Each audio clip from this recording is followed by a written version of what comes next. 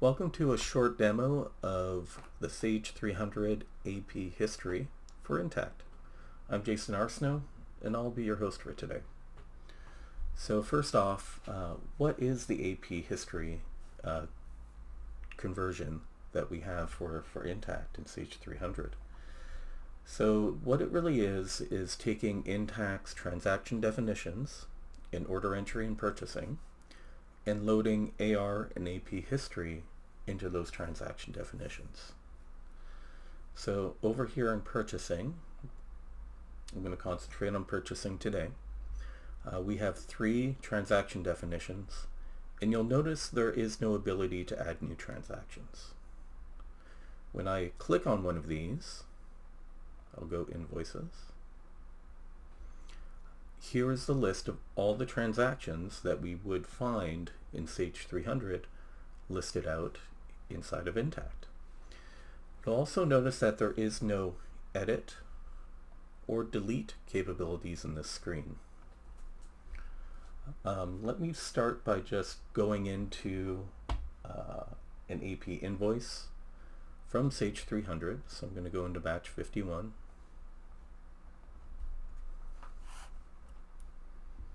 And then I'm going to go to entry number 2. Now, if I was looking for this inside of Intacct, I would use Intacct's view functionality to find it. So over here we have a batch number column. So I could put 51 in there. I can sort by entry number. So here's entries 1 through 11. And I could do additional filters here as well. Not only that, but I can add additional columns to this screen, or remove columns. So with Intacct's custom view functionality, you can really customize and pick and choose the fields that are important to you and filter on them. So I'll go entry number 2, and then I'll go view. So I'll try and do a side-by-side comparison here.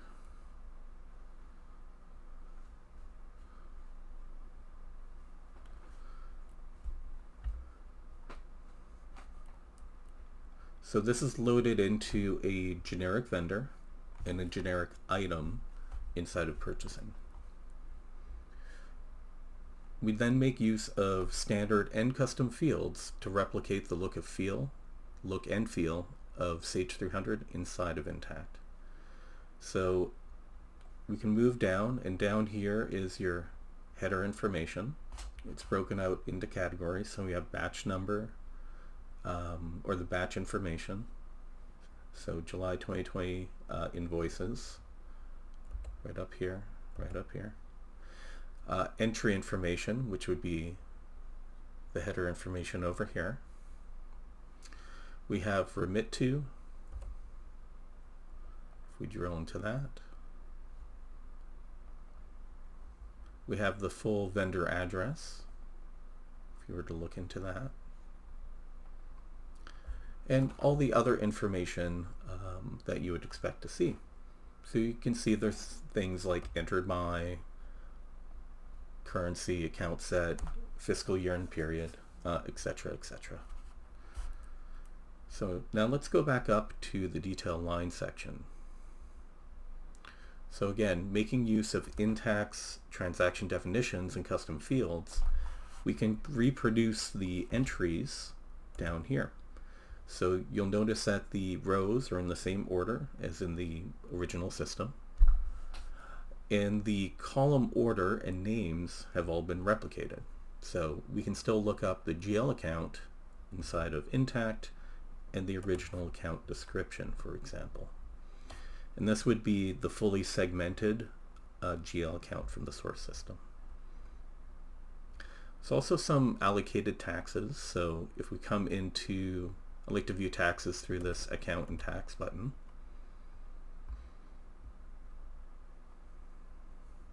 So we can see that there's 472 on this detail line of allocated tax. And that's broken up into state and county, which are tax authorities 1 and 2. So $3.58 and $1.14. $3.58 and $1.14. Total price, tax group, down here. There's also tax totals for the document as a whole.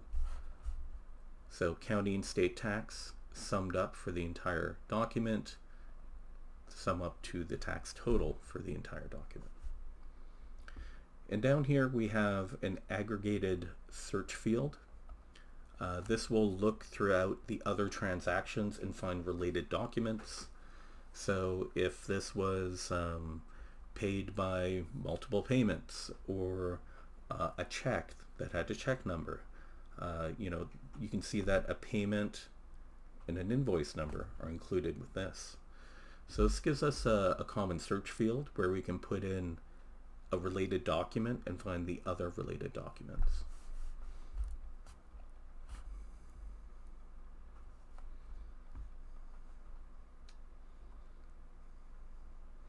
So next we'll move into a different Sage 300 screen.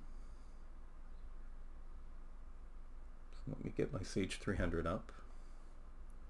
We're going to go into the vendor activity query screen.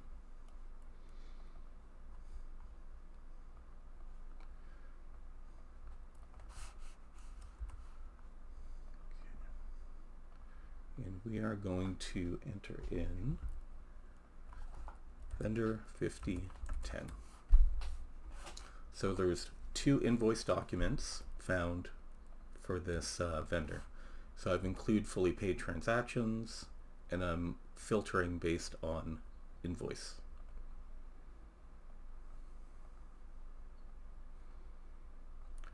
So I can come to Intacct's Sage 300 invoice screen. So I just click the hamburger menu, as it's called, but you can also return back to here. And then I'm going to search for these documents. So I can see Designer's Corner. Well, I know that the vendor name contains the word corner. So I'm going to do %, which is Intacct's wildcard, and the word corner. And here are the 2 documents.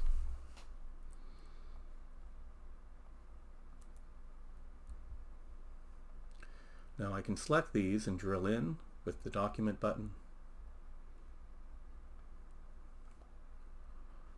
With Intacct, you just click View, and it will launch into the source document.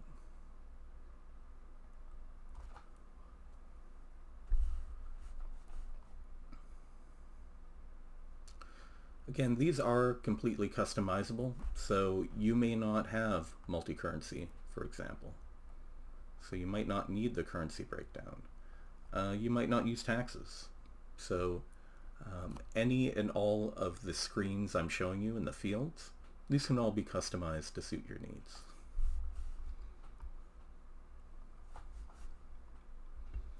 I'm going to clear the filters.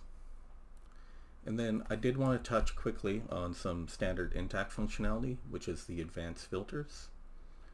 So I just want to show that we can filter, for example, by date range, add additional filters here. So I'm going to say is greater than or equal to,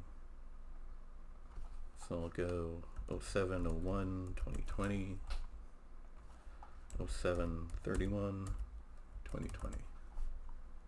Apply. So now I have all the invoices in July of 2020, and then I could further filter on these any way I see fit. So if I had some more breadcrumbs, I could search by contains, the word retainage in the batch description. Okay. So we can really whittle this down, and again, any of the fields we saw in the previous screen can be added as columns, and that enables some search criteria through Intacct's views. So I'm not going to go through the screens one by one, but I do kind of want to quickly touch on what a payment might look like. So just shooting from the hip, I'll pick one at random. So I just want to show that the screen changes here. Instead of distribution codes and other things, here we have a document number. That's the invoice being paid by this payment, and the payment value, which does show as negative. So with the payment, you'll see that there is bank information. This has a check number, for example. Okay, so these screens are all a little different. This is a payment screen. And then we do have an adjustment screen. Just one lonely adjustment in here.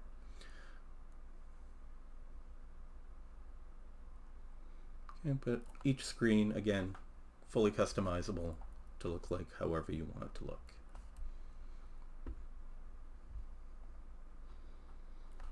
Alright, so the final thing I'm going to show you today is a custom report that comes with the history conversion.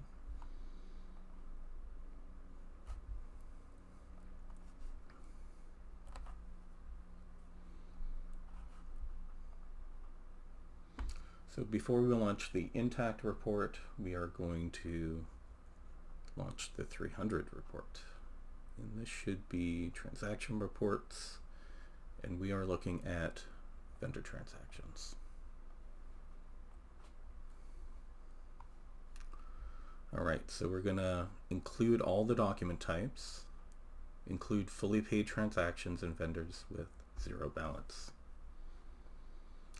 And I'm just going to run this for one vendor just to try and keep things clean.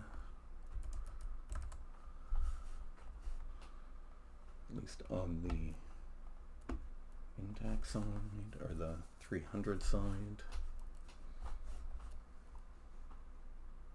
So while that's running, I'm going to include all transaction types, but I did not include applied details in this H300 report, this crystal report. So I'm going to remove the applied details as well over here.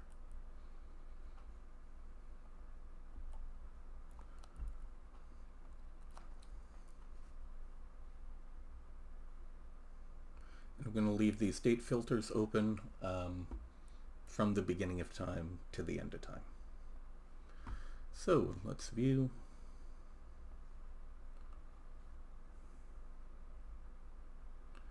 So scroll down to our friend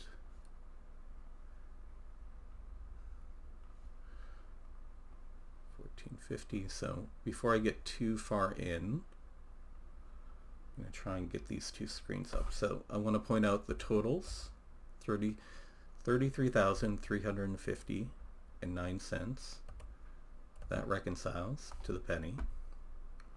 And then I also want to point out that these documents are all sorted in the same way and displayed in the same fashion. So this is the original Sage 300 report.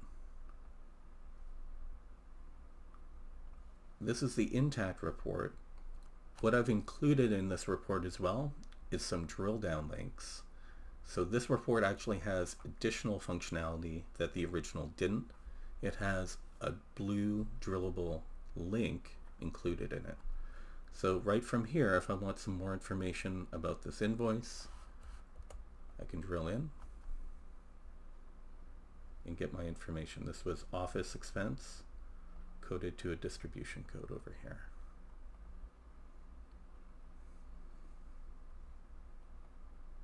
And we didn't touch on this, but you can search contains from the view, from the list view, and you'll be able to, again, find any part of a document you might enter.